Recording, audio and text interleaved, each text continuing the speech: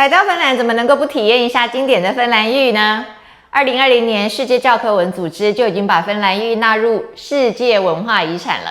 欢迎您来到心灵周语我的频道，我是星际律师和正品医师王丽慧。今天要继续我们的芬兰参访系列。那么芬兰我们跟各位讲过呢，全国是有550万的人口，但是呢芬兰的烤箱有300万间以上。那芬兰语的烤箱呢就称之为sauna，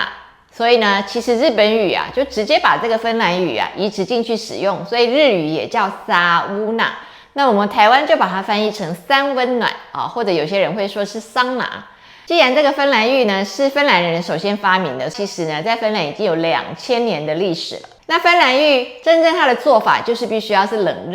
热交替。常见的做法可能是呢，这个芬兰浴的旁边有一个湖，或者这个旁边就是海。因为我们讲过芬兰是千湖之国嘛，它是有好几千个湖啊，所以呢他们的芬兰浴常常就会设在湖边。但如果是自己家里的，那当然就未必见得有湖或者是有海哦，所以呢在家里的话，他们就会去冲凉澡，烤完之后冲一下凉澡，烤完之后冲一下凉澡。那因为芬兰的天气呢它是比较清爽的，或冬天是比较寒冷的，所以呢他们的冷水啊就不会像我们夏天冲冷水一样，有时候你的水塔的水出来温度还很暖呢。他们就不至于，所以他们的冷水其实就是够冷的。你也可以呢，就是烤完烤箱之后就直接冲冷水。这个冷热交替是一件非常重要的事情。我们在芬兰啊，当然就去体验了一下，是在这个赫尔辛基港的旁边呢，就有一个非常大的一个芬兰浴跟游泳池，还有海水池这样的一个设置。那我们可以看到这有一个摩天轮，摩天轮上面每一个箱子它都是透明的，但有2个箱子颜色不一样，这2个其实就是sauna，没错，也就是呢你在当摩天轮的时候，你就在里面烤。那你如果受不了的话，你可以随时叫停。那你可以呢整整使用1个小时，你可以进去烤，烤了之后你就叫停，然后你就出来去冲凉。然后呢凉了之后你再进去再继续烤。那我们没有去使用到这样的摩天轮，我们就直接用地面上的sauna。赫尔辛基它是芬兰的首都，那它也是一个海港，所以在这个海港旁边，他们就直接把海水围起来，围了一个海水池。那当然旁边它还有真的是干净的淡水游泳池也是有，但我们选择去用海水池，因为这个海水池呢比较冷，因为今年是特别暖的一个9月，所以呢我们温度计测量的时候是15度C，摄氏15度。那我们就是烤完之后就跳下去，让你的身体降温。这样冷热是非常重要的，这是芬兰浴真正的精神。那芬兰浴呢，对芬兰人的重要性，我还有采访一下他们。就是当我们在使用sauna的时候，我遇到芬兰人，我们会用英文跟他们做一点采访。芬兰人都是会讲英文的，那我们就会问到他说：“你们是几岁会开始用sauna？”他说呢，从婴儿的时候就会开始用。那我就说，我们一般泡温泉的时候会觉得说，好像年纪太小不适合泡，年纪太大也不适合泡。那他就说不会，我们就是从老到少，通通都可以烤。那一个妈妈呢，特别关心她自己的婴儿，她怎么会不知道婴儿舒不舒服？怎么可能会让婴儿有危险呢？那我就注意一下哦，原来呢，芬兰人他们烤箱，他们并不像我们会这么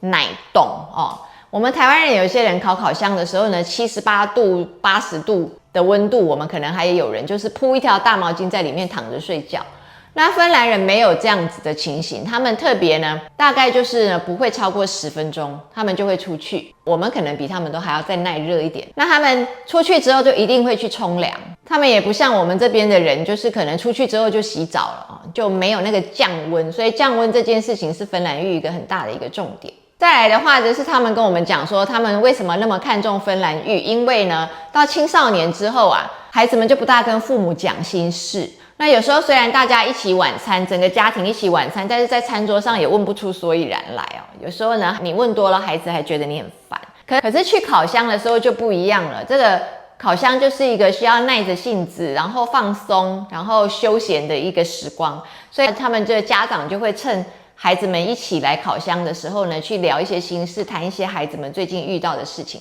所以他觉得他们家里有很多的沟通是在烤箱里面完成的。那还有，我发现这个芬兰人有一个经典动作啊，他们的年轻人啊，烤箱的时候，他们一坐进去之后，他们就把一条腿曲起来，然后这样抱着。好，那你就是1个、2个、3个，每个都是一样的动作。如果各位觉得听到这里有帮助的话，请您帮我按个赞。那这个是呢，我们去牵羊驼。为什么我们要去牵羊驼？因为我们在护理之家的时候发现，护理之家会请羊驼过来让失智症的老人接触做动物治疗。那我们就直接去参观了羊驼中心。那在羊驼中心的时候啊，我就看到这个羊驼中心还有经营 Airbnb。那 Airbnb 没有什么大不了，可是可爱的是呢，芬兰的 Airbnb 还会给你附设桑拿。所以你可以看到这个 Airbnb， 各位的这个右手边这一边就有桑拿。所以呢，这个大概是全世界 Airbnb CP 值最高的地方，因为呢，你只要租了一个 Airbnb， 你同时可以使用烤箱，有这个附加价值。原来我们还想要去尝试一下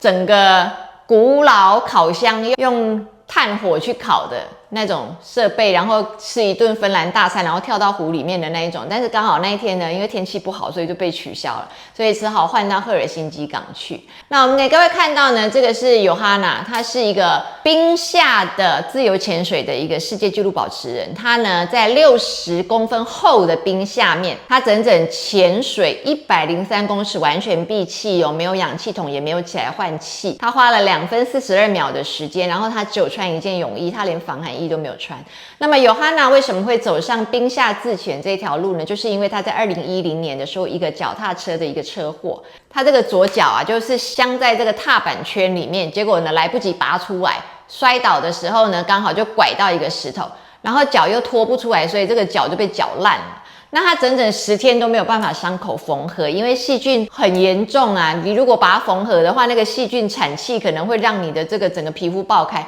所以他们就是 keep open， 把这个伤口是打开的，都不能缝合。缝合之后啊，好不容易情况渐渐的好转，可是还是没办法走路，因为他这是伤口破碎的太厉害了，所以他又复健了1年半，1年半也还没有办法很好。他又再过1年之后，他才能够拄着拐杖走路，可是仍然是痛不欲生，一直剧烈的疼痛，试了许多的方法都没有办法改善。后来他医生说，不然你去泡冰吧。他就把他的左脚泡在4度C的冰里面，哇，这1分钟都撑不住，那么冰。可是奇怪的是，竟然不痛冻到受不了，可是竟然那个痛就没有了。他就慢慢的增加时间，然后最后面右脚也开始下去4度C的一个冷水里面，然后再慢慢的全身一起下去，然后再慢慢的开始闭气在冰下面游泳。然后呢，本来是有穿防寒衣的，后来又慢慢的只穿一件泳衣，然后让整个心完全的静下来。他说呢，海底就像是另外一个世界一样，冰下的自潜是进入一个完全跟陆地不一样的世界。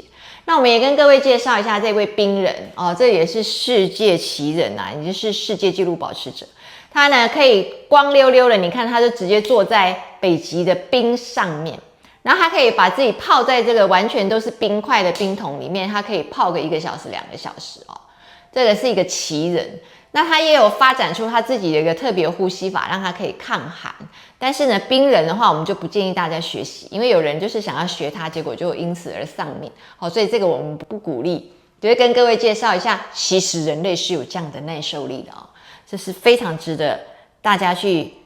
突破自己的极限。那现在要跟各位讲说，各位怎么样开始实施这个冷疗，对于你的回春还有对你的长寿有非常大的帮助，保护你的脑，然后改善你的情绪，然后使你更加正向。要怎么样尝试呢？首先你要脸能够适应冷，这个应该没有问题。那再来的话呢，就建议你呢开始淋浴的时候用冷水去淋浴。那你可以从夏天开始，因为我们台湾的水塔下来的水其实是不冷的。那慢慢每天这样做的话，你要坚定持续，然后到冬天的时候还能够用冷水淋浴。那再来的话呢，就是开始做冷水浸泡。淋浴受得了之后，你就可以浸泡啊。那浸泡的话呢，你可以先浸泡下半身就好了，因为我个人有发现到呢，浸泡到胸跟心脏的话是还可以的。可是你如果把两条手背跟你的肩颈一起浸下去的话，那就会更加难以忍受，这个之间的差别非常的大。那我们可以讲说，因为我们的身体啊，我们以中医的观念来讲的话，我们的身体到我们的脚，我们是3阳经啊，足3阳经。那手3阳经的话，都是在手上。那你浸泡到这里为止的话，全部就是足3阳经，已经全部都是在冷水里面了。可是呢，你这个时候还有一半的手3阳经是没有受寒的，所以这是非常容易忍耐的。建议大家呢，在泡冷水的时候，就是从这个胸下开始泡。然后你越来越能够接受的时候，你再把手放下去，因为手还有手3阳经哦。那手3阳经如果也下去之后呢，最重要的是你这个头，如果呢，你可以练习到后来连头呢都直接没下去的话呢，那么你就真的非常的抗寒。因为呢，头为诸阳之会哦，所以呢，头的温度是最重要的。如果你连头都能够耐寒的话，那你大概就是真的适应的非常好，你的没有什么不能耐寒的了。那基本上的话，你可以先从下半身开始，然后呢，再到你的肩颈部，然后最后再去尝试把头也没下去。之后的话，你如果还可以的话，你再真的去泡冰水。那我现在跟各位介绍，就是你可以从32度的这种比稍微正常体温再低一点的温度就可以了开始试。那最好的话是可以试到10到18度，这个是最有效的。这医学上研究可以回春跟让你长寿的最有效的温度。那如果泡热水的话，一定要38到43度。那如果烤箱的话，一定是78到80度左右了，这样才够热。那记得不需要耐很久，你要让自己慢慢的去适应哦。甚至是5秒、10秒、30秒都没有关系，你真的不需要强迫自己太久，还是要斟酌你自己的状况，但是你可以慢慢的延长。那最重要跟各位分享的就是呢，一定不要怕，你首先要克服你自己的恐惧。喜欢热水不喜欢冷水，这个都只是一个习惯而已哦，这个跟你的身体的状况其实没有关系，这是你一个习惯而已。所以呢，我们可以呢先告诉自己，就是说冷水不会伤害我，冷水不会让我感冒。你要先克服这样的恐惧，你就可以接受到其实冷水对你是完全无害，而且是非常有帮助的。但许多人刚开始尝试的时候都是很怕，根本就还没泡冷水就觉得自己要感冒了。那这样的恐惧之下的话，你就得不到好处，你可能会真的把感冒这件事情显化出来。所以建议各位一定要先克服恐惧之后再去尝试。可是我今天要再跟各位强调一次哦，你用烤箱你一定要冷热煎疗哦，这样才是芬兰浴真正的精神。如果你这次用完烤箱之后你就冲个澡你就回家了，你没有降温的话，你得不到冷疗的好处。冷疗是非常重要的，我们可以跟各位介绍呢，冷的时候你身体会产生冷休克蛋白，然后冷休克蛋白呢会对你的回春启动一个非常大的一个作用。那我们跟各位讲过剑桥大学他们认为冬泳的话可以改善失智症哦，甚至是可以预防失智症。然后在我们看到柏林大学他们做基因改造，他们呢发现如果可以产生比较多的冷休克蛋白，就可以呢比较预防狂牛症。然后我们又给各位看史丹佛大学的研究，冷疗的话会对你的情绪度的改善很大。冷疗前冷疗后各做一次情绪问卷，发现冷疗前有很多的负面情绪，愤怒、生气、仇恨、沮丧，这些负面情绪在冷疗之后呢，再重新填一次问卷就会减少，就变成是喜乐、安定、祥和。我们从32度、20度、14度到10度，我们发现如果是10度的话，你只需要泡15分钟，接下来的3个小时你都会非常的放松，你的肾上腺压力荷尔蒙都会非常的降低，就是对你的整个抗焦虑有非常好的效果。好，那再来的话呢，如果光是32度的亚低温，我们来看这里，不要太冷哦，32度到35度还是有比你的体温37度凉一点嘛。光是这样的效果都有很多的好处，包括新生儿的早产啊，他的脑部的伤害啊，不管是急性脑损伤，或者是脑的这种神经元的坏死，或是帕金森氏症这些退化性疾病啊，失智症啊，阿兹海默症这些，光是32到35度系的冷疗都可以有助于他们的延缓跟改善。因此呢，我是非常的建议大家为了要回春，为了要长寿，一定要好好的尝试一下冷热疗。